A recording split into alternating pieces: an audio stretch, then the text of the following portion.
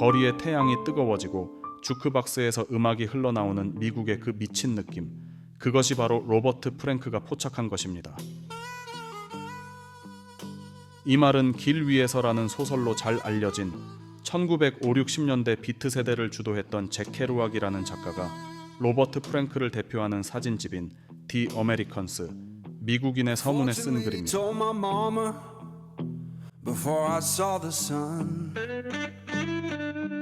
사람들이 시 한 구절을 재차 읽고 싶을 때 느끼는 감정 같은 것을 제 사진을 보면서 똑같이 느꼈으면 좋겠습니다라고 말했던 스트리트 포토의 선구자이자 사진 역사에서 가장 중요한 위치를 차지한 사진가 중 한 명으로 그의 사진 스타일이 동세대 및 후대 사진가들에게 지대한 영향을 끼쳤던 위대한 사진가 로버트 프랭크에 대한 이야기를 시작하겠습니다.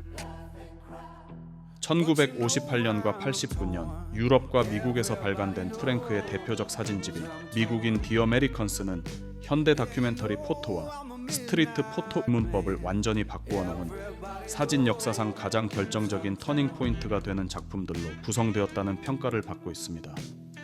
즉, 주관적 다큐멘터리라는 새로운 장르를 열었으며 사진가는 사실을 있는 그대로 전달하는 리포터가 아니라 자신의 시선을 표현하는 아티스트라는 인식의 전환을 만들어 주었던 것이었습니다. 이 사진집은 사진을 기존의 세상을 비추는 객관적 거울에서 사진가의 내면과 사회의 그늘을 포착하는 주관적 창문으로 탈바꿈시킨 거장 사진가의 선언이었습니다. 그리고 이 사진집의 83장의 사진들이 보여준 오프킬터 구도, 다른 말로는 더치 앵글과 컷오프 피규어, 그리고 모션 블러는 전후 사진의 새로운 사진 스타일을 제시해 주었습니다. 이는 일본의 대표적 사진가인 모리야마 다이도의 아래 불의 복해의 탄생을 예고했습니다. 1924년 스위스 취리히에서 유태인 가정에서 태어난 프랭크는 1947년 23살이 되던 해에 뉴욕으로 이주하였습니다. 그리고 그곳에서 알렉세이 브로도비치가 편집장으로 있는 패션 잡지 하퍼스 바자에서 일하는 한편 남미나 유럽 각지로의 촬영 여행을 거듭해 나갔습니다. 53년에는 패션 잡지의 일을 그만두고 프리랜서 사진가로 전향해 라이프지나 포춘 등의 유명 시사 잡지의 사진을 기고합니다. 프랭크가 뉴욕에 와서 처음으로 본 사진 전시회가 뉴욕 근대미술관 모마에서 열린 앙리 카르티에 브레송의 사진전이었습니다. 이들 브레송의 작품은 프랭크에게 큰 영향을 주게 되는 계기가 되었습니다. 이후 그는 뉴욕에서 상당한 시간을 보내며 당시 가장 영향력 있는 사진 작가이자 큐레이터인 앙드레 케르테스와 워커 에반스, 루이스 포러, 에드워드 스타이켄을 만나게 됩니다. 1955년에서 56년 사이에 그는 구겐하임 재단의 펠로우십을 받아 9개월간 미국 내 여러 주들을 차로 돌아다니면서 미국의 모습들을 촬영했습니다. 58년에는 이 기간 동안 그가 찍은 28,000여 장의 사진 중 83장이 선별되어 20세기 사진 역사에서 가장 중요한 사진집인 디 어메리칸스가 출판되었습니다. 구겐하임 펠로우십은 당시에 여러 유명 사진가들이 받았으며 이들도 미전역을 돌며 그와 동일한 작업을 수행해 나갔습니다. 사실 이 사진집이 미국에서 출간되었을 때에는 주위의 비판도 적지 않았지만 곧 스트리트 포토의 걸작으로 인정받게 됩니다. 이 사진집은 다큐멘터리 사진과 사진집의 역사를 뒤흔들게 되며 프랭크를 20세기의 가장 영향력 있는 사진작가 중 한 명으로 만들어 주었습니다. 프랭크가 자신의 사진에서 보여준 것은 당시 일반적으로 인식된 시각적 진부한 표현과는 다른 그의 비전이 지닌 어둡고 특이한 이미지로 여러 사람들에게 충격을 주기도 했지만 결국 이는 사진계에 많은 발전을 가져오는 계기가 되었습니다. 당시 전후의 미국은 번영 속에서 공민권 운동이 발발하는 등 인종 문제나 전후 세대와의 문화가 서로 뒤엉키는 정치적으로나 사회적으로 커다란 변모의 와중에 있었습니다. 그런 시대적 상황에 유럽에서 갓 이민 온 젊은이가 미국에 대해 강하게 느꼈던 소외감과 불안, 고독을 사진으로 날카롭게 들춰낸 작품들은 세상에 강한 충격을 안겼고, 이런 그의 상징적인 미국 이미지는 전환기에 접어든 미국이라는 국가의 정신을 담아냈다는 평가를 받게 됩니다. 또 프랭크가 개인적 시각에 근거한 주관적인 사진 표현은 이후 리프리드 랜더나 다이애나 버스, 게리 위노그랜드 같은 사진가들에게 큰 영향을 주게 됩니다. 뿐만 아니라 일본의 사진가들도 그 영향을 받았는데 대표적 사진가가 모리야마 다이도, 아라키 노부요시 등입니다. 이렇게 1970년대 이후에 로버트 프랭크의 작업, 특히 캐나다의 노바스코샤 시골 마을에서의 삶에 대해 찍은 사진들은 동양 사상의 정서와 통하는 독특한 시각적 특징을 보인다고 해외 유명 평론가는 말합니다.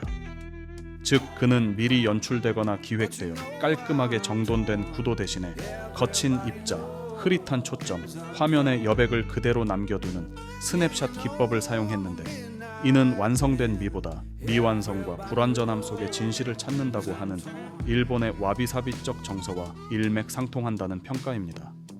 와비사비 미학 사진에 대해서는 본 채널에서 소개했던 가와구치 링코의 영상을 참고하시면 좋을 것 같습니다.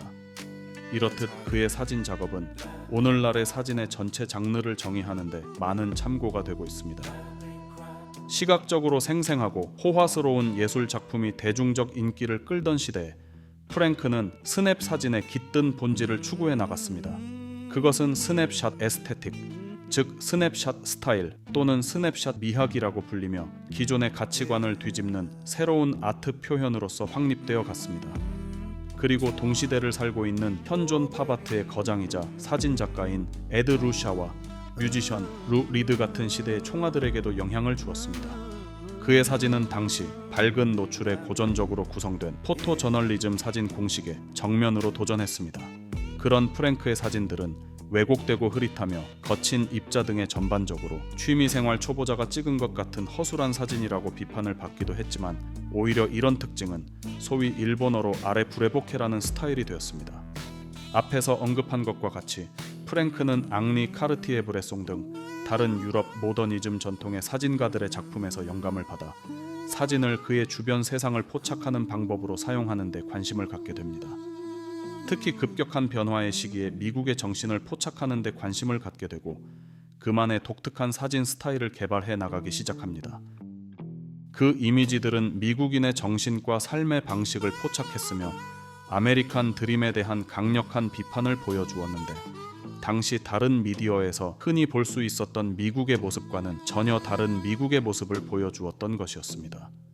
하지만 반미적이라고 많은 비판을 받기도 한 이 사진집은 역설적으로 냉전이 한창이던 시기에 젊은 사진작가들에 의해 곧 컬트적인 사진집으로 받아들여지게 됩니다.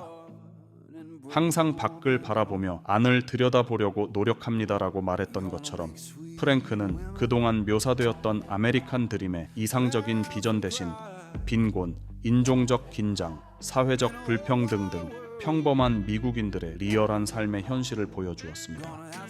이렇듯 그는 사진을 사회 변화의 도구로 사용한 선구자였으며 그 영향을 받은 새로운 세대의 사진가들이 카메라를 사용하여 주변 세상을 촬영하도록 영감을 주었고 스트리트 포토뿐만 아니라 포토 다큐멘터리 전통을 정의하는 데 기여했습니다.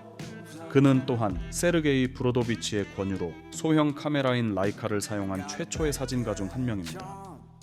1959년 이후 프랭크는 영화 제작 쪽으로 갔다가 70년대에 다시 사진으로 복귀하였습니다. 알렉세이 브로도비치의 영향력 있는 하퍼스 바자에서 사진을 찍었던 그는 한때 워커 에반스의 어시스턴트로 일했으며 빌 브란트의 사진집 런던의 밤과 앙드레 케르테스의 파리의 날은 그가 자신의 관점을 정립하는 데 도움을 준 주요 사진집이라고 말했습니다. 영상 앞부분에서 잠깐 언급했던 사진집 디 어메리컨스의 서문을 쓴 프랭크와 동시대 작가이며 소설 온 더 로드로 전 세계에 잘 알려진 비트 제너레이션의 대표적 소설가이자 시인인 잭 케루악은 로버트 프랭크를 미국으로부터 나온 슬픈 시를 필름으로 옮겨 담은 세계의 비극적인 시인 중 한 명으로 자리매김했습니다. 그리고 모 일본의 유명 사진가는 사진을 보고 있는 사람이 보여지는 느낌이다. 정말 놀랄만한 사진가다라며 순간적으로 본질에 다가서는 프랭크의 작품을 특징지었습니다. 또한 현존하는 최고의 팝아트 화가이자 사진가인 에드워드 루셰도 모 잡지와의 인터뷰에서 프랭크에 대해 다음과 같이 언급했는데 대학교 서점에서 그의 사진집 디 어메리컨스를 보았던 일은 놀랍고 가슴 떨리는 경험이었다. 하지만 저는 어떤 식으로든 그의 업적을 참고하거나 모방할 수 없다는 것을 깨달았다. 왜냐하면 그가 이미 정곡을 찌르며 그것을 완성시켜 버렸기 때문이었다. 나에게 남겨진 것은 그의 재능의 증기뿐이었고 그래서 나는 나만의 예술 작품을 만들어야 했다. 정말 디 아메리컨스는 대단하다고 말했습니다. 사진은 반드시 인류의 한순간을 포착하지 않으면 안 됩니다. 이것은 리얼리즘입니다. 하지만 리얼리즘만으로는 충분하지 않고 거기에는 비전이 있어야만 합니다. 이 두 가지가 합쳐져서 나의 사진은 완성되는 것입니다. 저의 모친이 왜 너는 가난한 사람들만 잔뜩 찍느냐고 자주 물어보시는데 그것은 사실이 아닙니다. 어려운 삶 속에 있는 사람들에게 공감을 표하고 있는 것은 사실이지만 또한 그렇게 룰을 만들었던 사람에 대한 유감도 포함되어 있다고 프랭크는 말했습니다. 1980년대가 되자 그는 일본을 방문해 여러 사진가들과 교류했습니다. 이 시기 이후에 그의 작품에는 일본의 당시 사진의 분위기와 공통되는 프라이베이트한 일상을 적극적으로 취해나가는 듯한 요소가 강해지기 시작합니다. 그림이란 무엇인가로 유명한 미술평론가 진 손트는 뉴욕타임즈에 기고한 글에서 알렉시스 드 토크빌의 미국 민주주의와 헨리 제임스의 아메리칸 씬과 함께 이 사진집이 미국의 정체성을 결정짓는 서술 중 하나로 꼽았습니다. 로버트 프랭크는 워커 에반스의 분리된 형식주의와 앙리 카르티에 브레송과 앙드레 케르테스의 시적 서정성 대신에 자신의 사진을 다른 사진들과 쉽게 식별할 수 있는 특징을 드러내며 표현해 나갔습니다. 라이카 소형 카메라를 사용해서 아마추어들의 실패한 스냅샷처럼 흐릿하고 초점이 벗어난 이미지를 구성하는 등 그가 필요한 모든 수단을 동원해 나갔던 것입니다. 또한 그는 다른 다큐멘터리 사진 작가들처럼 반드시 객관적인 태도를 취하려 하지도 않았습니다. 이렇게 개인적으로 표현된 다큐멘터리 사진 스타일은 당시에는 혁신적으로 새로운 것이었습니다. 또한 프랭크가 그의 멘토인 알렉세이 브로도비치에게서 배운 것은 상황에 대해 분석적이나 지적으로가 아닌 감정적으로 반응하고 그들 환경에 대한 개인적인 반응을 반영한 매우 독창적인 예술 작품을 만드는 것이었습니다. 따라서 로버트 프랭크는 감정적인 사진을 만들기 위해서는 자신의 작품을 촬영, 프린트, 발표하는 데에 있어 다양한 기법으로 실험해야 한다는 것을 터득했습니다. 브로도비치의 멘토링은 젊은 로버트 프랭크에게 큰 영향을 미쳤는데 그는 종종 밤에 부정확한 초점으로 촬영하곤 했고 감도가 높은 거친 필름을 사용했습니다. 뿐만 아니라 프랭크는 자신의 사진을 극단적인 대비로 인화하고 사다리꼴 모양과 다채로운 트리밍 등의 실험을 하기도 했습니다. 그의 많은 사진들이 너무 밝거나 혹은 너무 어둡고 밸런스가 맞지 않으며 초점이 맞지 않은 것들이 많았기에 그가 아예 카메라의 뷰파인더를 들여다보지 않고 셔터를 누르거나 다른 카메라 컨트롤을 확인하는데 신경 쓰지 않는 것 같다고 말하는 이들도 있을 정도였습니다. 분명 오늘날에도 그런 식으로 사진을 찍는 유명 사진가들이 있는 것도 사실입니다. 참고로 로버트 프랭크는 브로도비치 외에도 추상화가 프란츠 클라인, 빌럼 데 쿠닝의 영향을 받아 유동적이고 스트레이트한 거리 장면을 포착했다고 알려져 있습니다. 긴 시간 시청해 주셔서 감사합니다.